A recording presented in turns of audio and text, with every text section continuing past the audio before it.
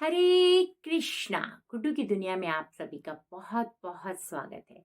जिस आज तक आपने हरी हरी बोल सीरीज में भगवान की बहुत सारी कथाएं सुनी और बहुत सारी लीलाएं सुनी, लेकिन आज मैं आप सभी के लिए एक छोटी सी बच्ची की कहानी सुनाने जा रही हूँ, जिसकी बातें सुनकर हमारा हृदय गदगद हो गया।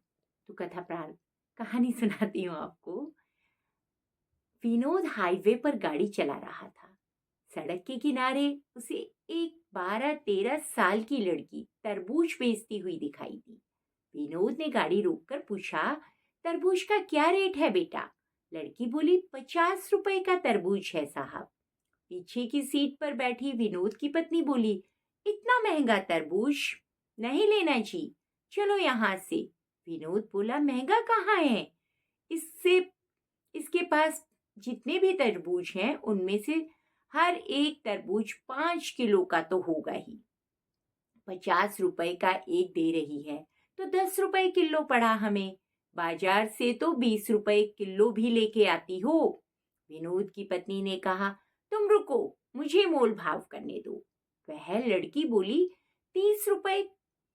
बोली, 30 रुपए का देना बेटे, नहीं तो रहने दो।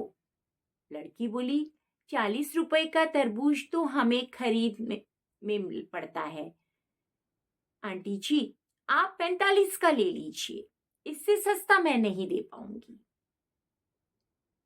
विनोद की पत्नी बोली, झूठ मत बोल बेटी, सही रेट लगाओ, ये तुम्हारा छोटा भाई है ना, इसी के लिए थोड़ा सस्ता कर दो। उसने खिड़की की ओर झांक रहे अपने 4 वर्षीय बेटे की तरफ इशारा करते हुए कहा। सुंदर से बच्चे को देखकर लड़की एक तरबूज हाथों में उठाते हुए गाड़ी के करीब आ गई। फिर लड़के के गालों पर हाथ फेरकर बोली, सचमुच मेरा भाई तो बहुत सुंदर है आंटी। विनोद की पत्नी बच्चे से बोली, दीदी को नमस्ते करो बेटा।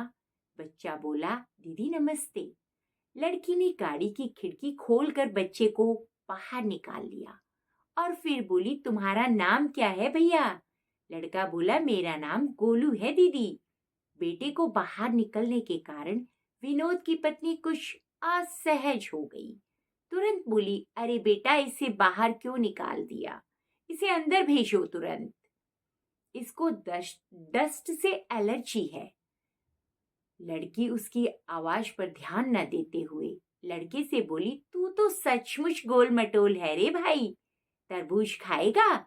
लड़के ने हाँ में गर्दन हिला दी तो लड़की ने तरबूज उसके हाथों में थमा दिया। 5 किलो का तरबूज गोलू नहीं संभाल पाया। तरबूज फिसलकर हाथों से नीचे गिर गया और फूटकर उसके कई टुकड़े हो गए। बच्चा रोने लगा। लड़की उसे पुचकारते हुए बोली, अरे भाई रो मत, मैं तेरे लिए दूसरा तरबूज लाती हूँ। फिर वह दौड़ कर गई और एक और बड़ा सा तरबूज उठा लाई। जब तक वह तरबूज उठाकर लाई, इतनी देर में विनोद की पत्नी ने बच्चे को गाड़ी के अंदर खींचकर गाड़ी में बैठा दिया। लड़की खुले हुए शीशे से तरबूज अंदर देते हुए बोली, ले भाई, ये बहुत मीठा निकलेगा। विनोद चुपचाप बैठा लड़की की हरकतें देख रहा था। विनोद की पत्नी बोली, जो तरबूज फूटा है मैं उसका 1 पैसा नहीं दूंगी, वह तुम्हारी गलती से फूटा है। लड़की मुस्कुराते हुए बोली, उसको छोड़ो आंटी, आप इस तरबूज के पैसे भी मत देना, मैंने अपने भाई के लिए दिया है। इतना सुनते ही विनोद और उसकी पत्नी दोनों एक साथ चौंक पड़े। विनोद बोला, नहीं बिटिया, तुम अपने दोनों तरबूज के पैसे ले लो। फिर 100 का नोट उस लड़की की ओर बढ़ा दिया।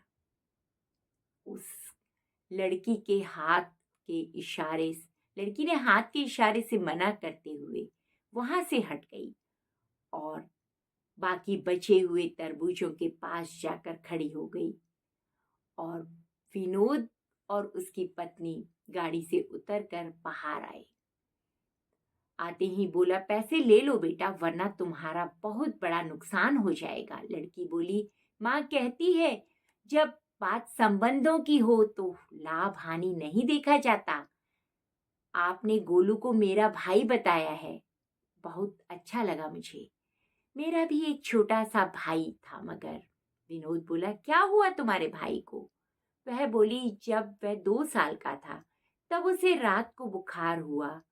सुबह माँ हॉस्पिटल में ले जा रही थी, उससे पहले ही उसने दम तोड़ दिया।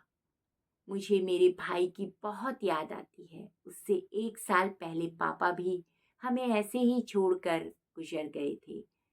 विनोद की पत्नी बोली, ले बिटिया, अपने पैसे ले ले। लड़की बोली, नहीं, मैं पैसे नहीं लूंगी आंटी। विनोद की पत्नी गाड़ी में गई और फिर बैग से एक जोड़ी पाजेब की निकाली, जो उसने अपनी 8 वर्षीय बेटी के लिए ली थी। आज ही 3,000 में खरीदी थी। लड़की को देते हुए बोली, तुमने गोलू को भाई माना है तो मैंने भी तुम्हें अपनी बेटी माना है। मैं भी तुम्हारी माँ जैसी हुई ना। अब तू ये ले ले, मना नहीं कर सकती। लड़की ने हाथ नहीं बढ़ाया तो उसे जबरदस्ती लड़की की गोद में पाजेब रख कर कहा, जब पाजेब पहनेगी ना तो हम सब की याद आएगी।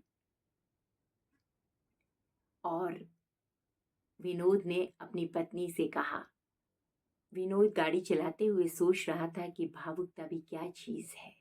कुछ देर पहले उसकी पत्नी 10-20 रुपए के लिए नए नए हथकंडे अपना रही थी।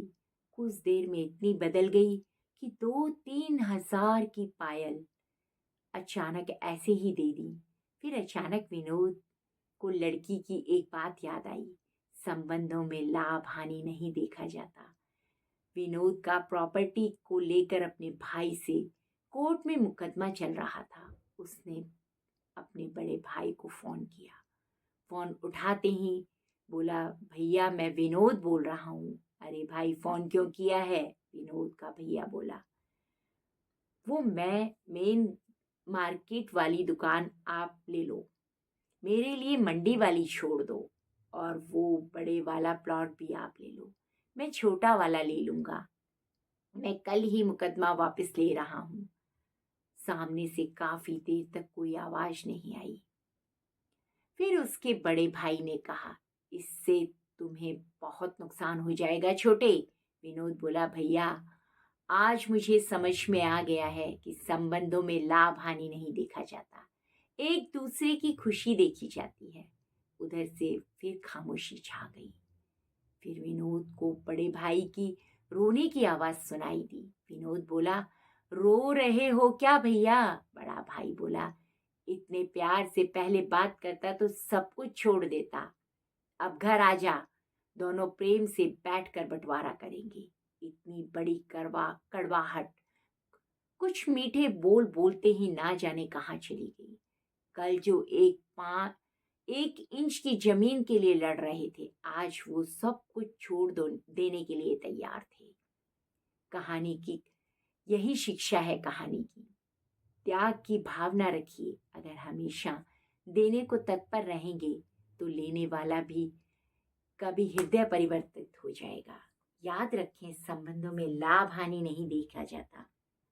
अपनों को निकट रखने के लिए कभी कभी अपना अधिकार खोना भी पड़ता है। धन्यवाद। अगर आप सभी को कहानी अच्छी लगी हो तो प्लीज़ इसे लाइक, सब्सक्राइब और शेयर करना ना भूलें। साथ ही अपने संबंधों को सुधारें। आप सब के जिसके भी साथ संबंध में कड़वाहट है, उसे सुधारने की कोशिश करें। धन्यवाद।